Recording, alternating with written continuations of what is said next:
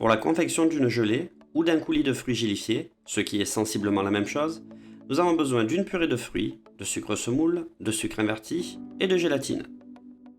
Avant de commencer la gelée, mettre à réhydrater la gélatine dans de l'eau froide. Le sucre inverti permet de conserver une belle couleur, un bel éclat, notamment sur les productions à base de fruits rouges, sans que ceux-ci virent vers une teinte trop soutenue. Disposez dans une russe la purée de fruits, le sucre semoule et le sucre inverti, en remuant avec une spatule exoglace ou une cuillère à soupe, mais jamais avec un fouet afin de ne pas générer de bulles. Chauffez tous ces éléments.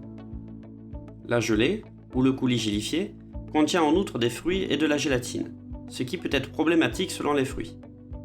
En effet, certains fruits possèdent des enzymes ayant le pouvoir de détruire le pouvoir de la gélatine. Il sera alors impossible de générer des gelées, sauf si la purée de fruits est portée à une température au-delà de 80 degrés. À cette température, les enzymes du fruit sont dénaturées et ne peuvent exercer leur pouvoir sur la gélatine. C'est la raison pour laquelle on préconise souvent de faire bouillir une purée de fruits avant d'intégrer de la gélatine, c'est ainsi une précaution. Les fruits problématiques les plus connus sont l'ananas, le kiwi, la papaye, qui ont un réel pouvoir destructeur sur la gélatine.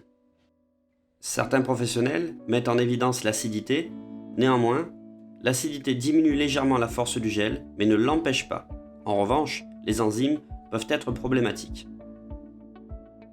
Sur cette purée de fruits, il n'y a aucun problème. On pourrait donc uniquement chauffer la purée aux alentours de 50 degrés. Une fois la préparation chaude, intégrez la gélatine.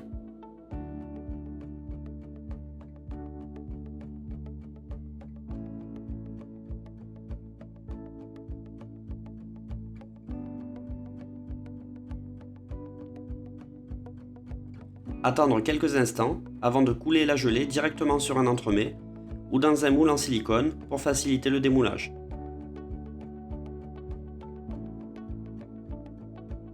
Pour conserver dans le temps les gelées, il est tout à fait possible d'entreposer en surgélation celle-ci.